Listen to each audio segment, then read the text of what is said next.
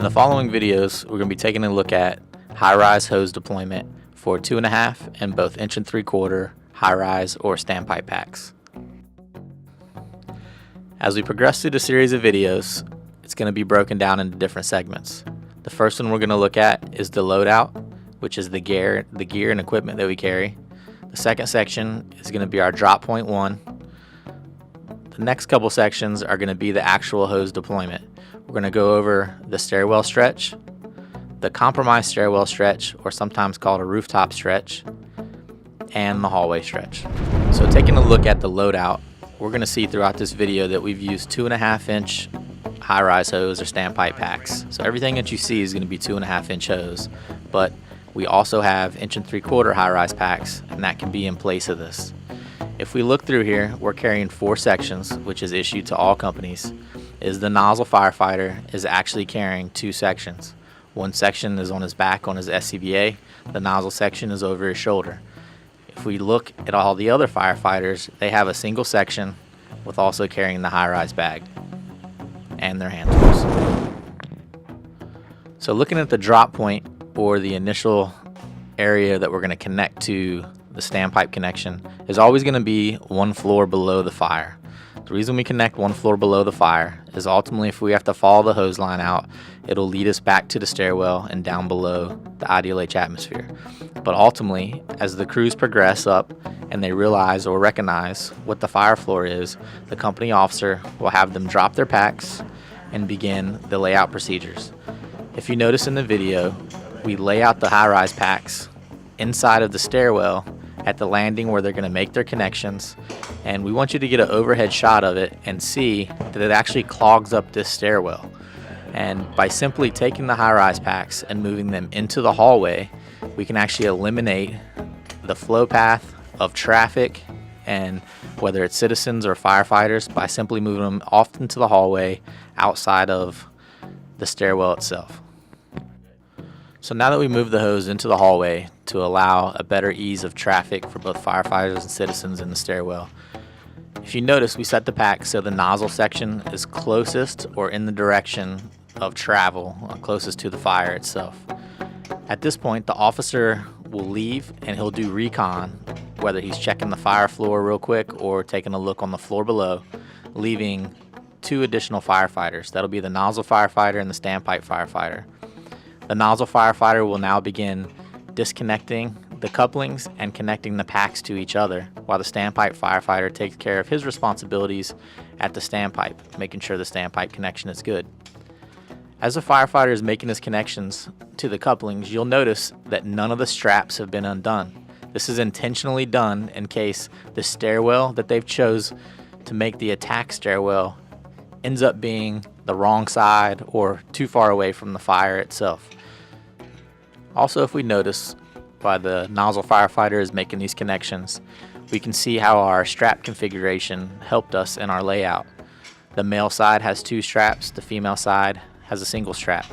So as the firefighters laid out their hose packs, you can see it's 1 strap, 2 straps, 1 strap, 2 straps, 1 strap, 2 straps, etc. This is a visual reference to help us with our laying out of the hose. If we pack our hose appropriately, this is 1 less step, so we don't have to flip the packs around once they're on the ground. So if the nozzle firefighter is made aware by his officer that we're in the wrong stairwell and we have to move to a stairwell down the hall to be closer to the fire room, we can leave the hose connected, the straps still keep the bundles together, we can fold the hose back onto itself from outside in. Both the officer and the nozzle firefighter can pick up 2 packs and they can walk down to the appropriate stairwell. Once they get to the appropriate stairwell or outside of the appropriate stairwell, they can set the 2 packs down and then ultimately unfold the packs. The packs are already connected, and the next step would be removing the straps. So this is a quick way to overcome stretching or setting up at the wrong stairwell. So once we've confirmed that we're at the appropriate stairwell, which is going to be our fire attack stairwell, and all the hose packs are laid out and connected, now the straps can come off. We take the straps off starting from the furthest pack away from the nozzle, because once those straps are off, we can grab that coupling and quickly run it or hand it to the standpipe firefighter. They can now begin making the connections to the standpipe. Then all the additional straps can be removed. It is imperative to know that all 3 of the stretches that we are going to discuss in this video series, they all start the same way. The connections that you're seeing done now on the layout, or what we refer to as drop point 1, are the same for all 3 of the stretches that we're going to go through today. So the first stretch that we're going to go over is the stairwell stretch. If you notice on all these stretches, we're using the full 200 feet of hose. This will allow us plenty of length to get to the appropriate room or compartment where the fire is. When doing this stretch, the nozzle firefighter will shoulder the first section or the nozzle section of hose. As he shoulders the hose, the officer is going to act as his backup person, or his backup firefighter in different terms. He's going to reach down and find the center mark of the second section of hose, and they're going to walk to the fire floor landing door.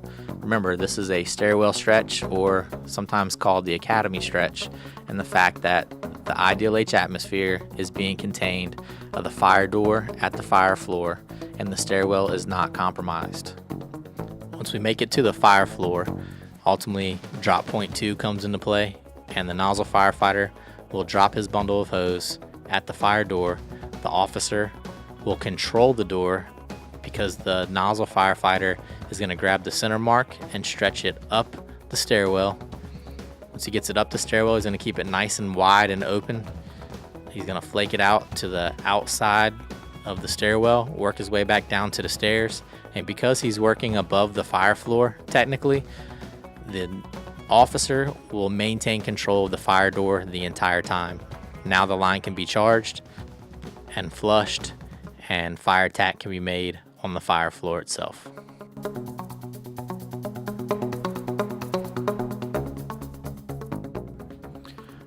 For this stretch, the officer has decided that they're going to stretch due to a compromised stairwell, or they're on the floor below the roof. So you'll hear this called the compromised stairwell or rooftop stretch.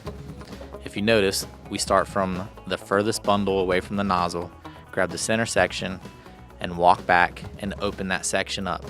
As soon as the couplings begin to move, that is your marker of your distance. We want to end up with the couplings close to the doorway area. If you notice, they're just rotating positions, working their way back, and they're stacking the hose on top of itself. So ultimately, when the hose charges, it'll feed from the top and will take up the whole space in the hallway. Again, this is a compromised stairwell where the fire door has failed, or you have an ideal H atmosphere in the stairwell, or you have a fire on a rooftop and you're stretching the floor below the rooftop area.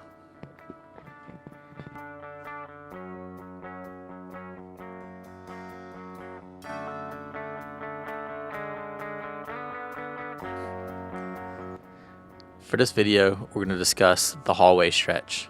The hallway stretch is used when the stairwell is uncompromised and the hallway outside of the fire compartment is also uncompromised. So we're going to bring as much dry hose as possible. The nozzleman will shoulder the first section. The officer will shoulder the second section and then reach down and grab the center section of the third bundle of hose. As they proceed up the stairwell, they're going to stay to the outside of the stairwell to help guide the hose in that fashion. The officer is going to hold on to the center of the third section of hose as long as possible, ultimately drop it in the stairwell, and come up on drop point number 2.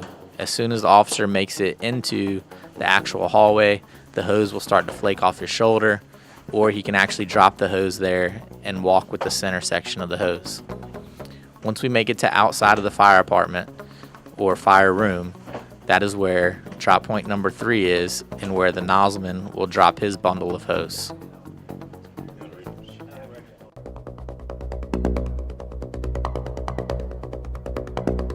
The following clips are going to show deploying the lead section in the hallway stretch. It is imperative that you control the fire door via the company officer or a ladder company outside of the fire room.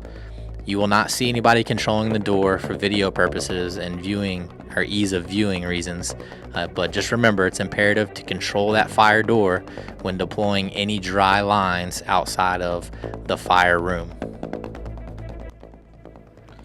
For the next series of videos, we're going to look at different options for deploying or stretching the lead section for this hallway stretch once you make it to your target or your fire door or fire compartment door. For these options, we're going to stretch to the hinge side. If you notice, the nozzleman drops his bundle, grabs the center of the hose, and deploys it down the hallway to the hinge side, opening his hose once he gets the center mark completely flaked out. On his way back, he can kick the hose to opposite sides of the hallway, and he's ready to charge the line. For this option, the hinges happen to be on the approach side, so as the nozzleman drops his bundle, he grabs the center mark of his line and he stretches back on top of the hose feeding from the standpipe connection. All the steps are the same. He walks back with the center mark. You need to open the hose completely, take up the whole room of the hallway. You can work with your company officer, or if there's another firefighter there, to get the stretch completely open. But you see that they've stretched to the hinge side, so when the hose feeds in, it feeds via the hinge side of the doorway. Alright, for these next two videos, ultimately what happens here is the nozzleman drops his bundle outside of the door. He notices the hinges are on the approach side, and on this situation, he actually keeps control of the nozzle and brings the nozzle with him while he stretches the center mark of the hose, and then walks back up to the fire door with the nozzle itself.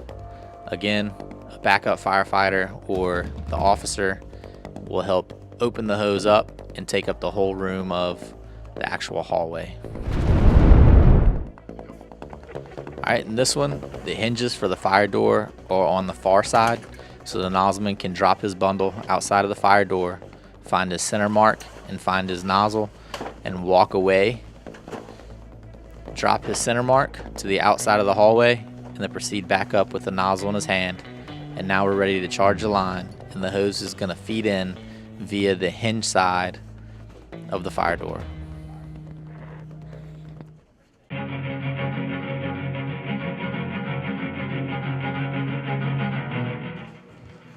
For all the evolutions and all the hose stretches, the standpipe position is fairly simple and is similar on all the stretches. Once the hose is connected, he'll return back to where the hose was, or the drop point one, and whatever hose is remaining in the hallway, he will deploy that or flake that out in the hallway below the fire floor. So just by grabbing the center of the hose and walking out and ultimately opening the hose up. If we have multiple sections of hose, please stack the hose just like you do with the rooftop stretch. Deploy the pack closest to the standpipe and then progress forward closest to the nozzle if you have multiple sections of hose. And remember, keep the couplings as close to the doorway as possible.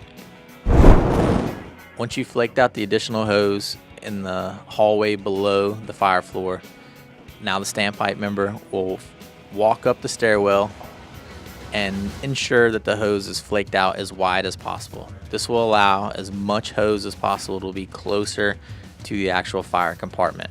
Once that's completed, the standpipe firefighter will come down and will be ready to charge the line. So the previous videos were all on the three main different types of hose stretches for standpipe operations. One of the key things you have to remember is they all start the same. They finish fairly different, all right, but they all start the same.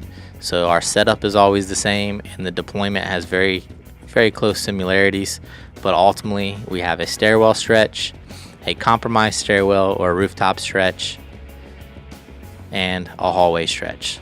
No matter which one you choose, just remember they all start the same for that consistency factor that we commonly lose in some of our operations. And the other point is, remember the references. The hose is marked in references, it's packed in references, and we use our drop points in references just to make things easier for this low frequency, high risk type events.